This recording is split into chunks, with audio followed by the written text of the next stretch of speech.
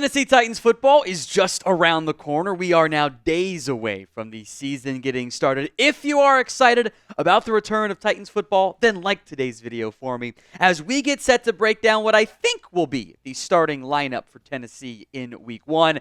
There is no doubt as to who starts at the quarterback position. That is Will Levis. And so much of this season really relies on what he develops into, what he looks like, how he grows as a potential future franchise option.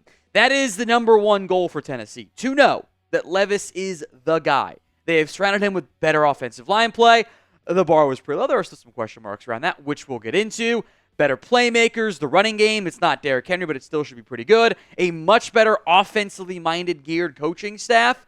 The hopes are placed on Levis. The supporting cast should be good enough to at least know one way or the other.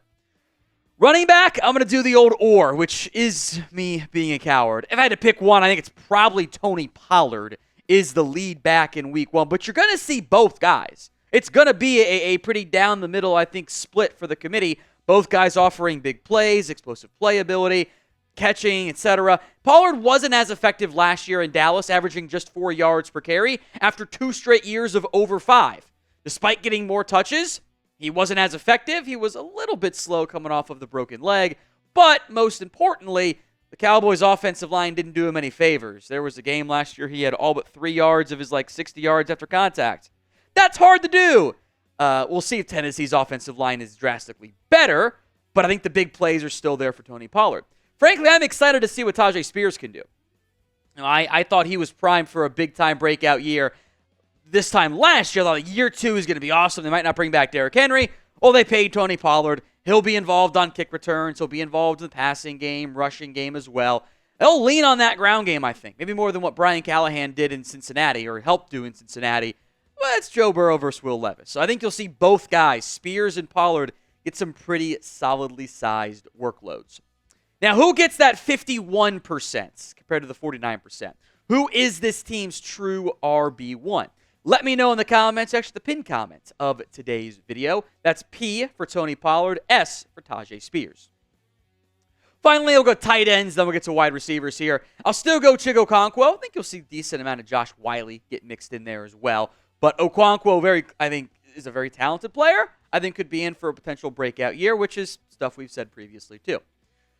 All right, wide receiver 1, that is Calvin Ridley, which you paid him all that money to know if you have a franchise QB in Will Levis. I think he'll have a pretty good season.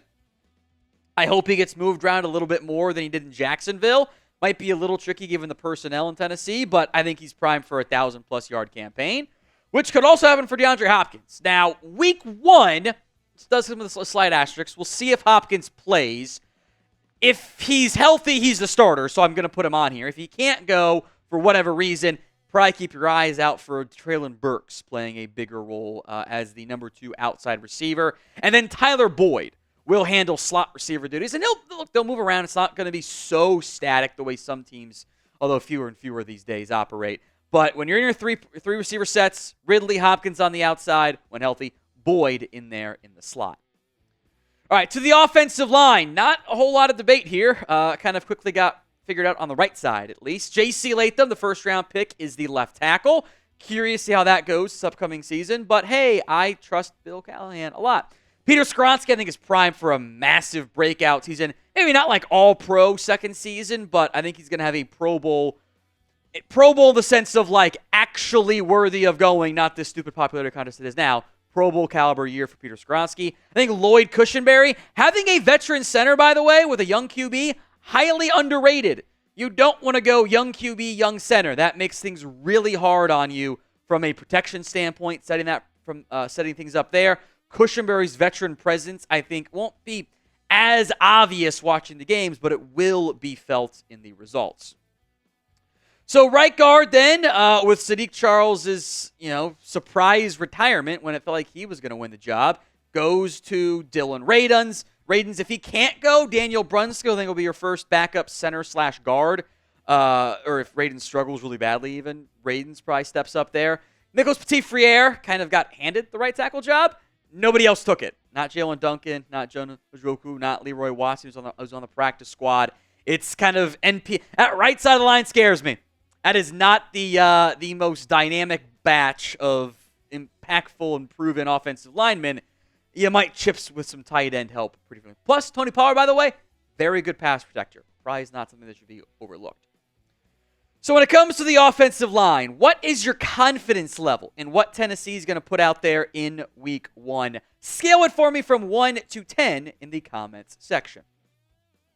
With only 4 defensive linemen, when they're in that 3-4 base front, it's pretty obvious it's going to be Sebastian Joseph Day at defensive end, think 5 technique. Devondre Sweat, your big hulking nose guard in the middle, is just a massive human being. And one of my favorite players in football, Jeffery Simmons, who is a monster 3 technique, I think will put up Justin Madubuike-esque stats in this more Ravens-focused defense this upcoming season. I am very excited to see Simmons play this year. Now, today's show is made possible by Game Time. Game Time is the place for last-minute tickets to your next big event, and Game Time's got themselves a new feature to help save you even more money. It's called Game Time Picks. Basically, you get to see your favorite teams play live even easier. Filters out all the fluff to show you only incredible deals on great seats, so you don't have to waste time searching through thousands of tickets. The Game Time guarantee, meanwhile, means you'll always get the best price. Game Time will credit you 110% of the difference if you find tickets in the same section and row for less. So what are you waiting for? Download the Game Time app, create your account, and use code CHATSPORTS for $20 off your first purchase. Terms do apply. But again, create your account, redeem code CHATSPORTS,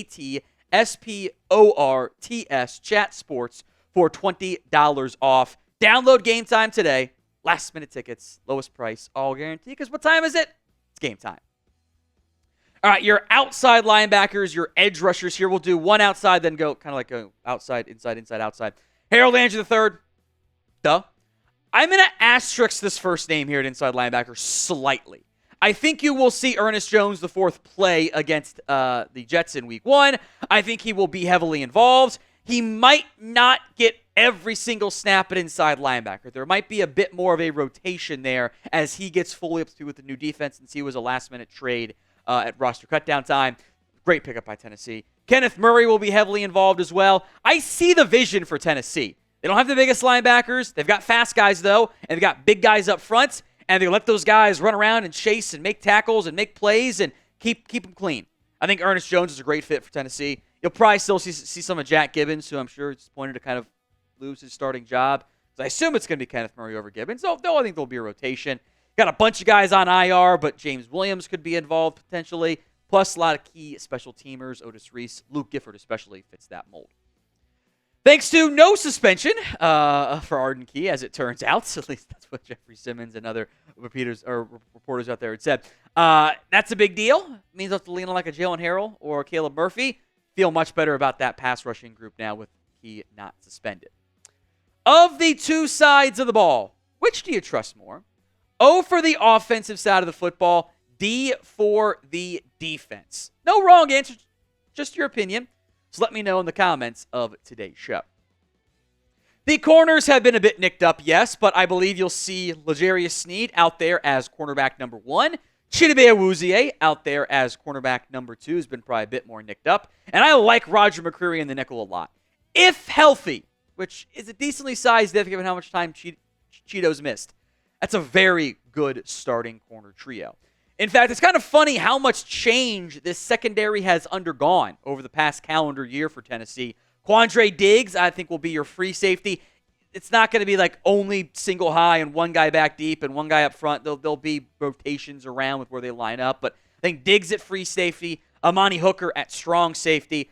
I still think you'll see Jamal Adams get a little bit of playing time, maybe in some sub-package personnel stuff there. Mike Brown, Julius Wood, maybe Wood's inactive week 1 and get up to speed with the defense, and then you can put Mike Brown in there as a core special teamer as well. But massive change in the secondary, probably for the better in Tennessee. Now, if you are a Titans fan, then you need to make sure you are subscribed. We'll have videos all season long for you on the Titans, so do not miss out. Hit that sub button right now. Starting lineup for special teams. Nick Folk is obviously your kicker. Ryan Stonehouse going to be good to go at the punter spot. Morgan Cox back again at long snapper. I've long held this belief. A long snapper's name should be mentioned when he makes the roster, when talking about like he exists as a person, and then never again at the end of the season, throughout the season. We should never say his name. If we do, something bad happened in almost every scenario. He exists, and that's it. You pretend nothing else happens involving him. Put Jaquan Jackson in there as the punt returner.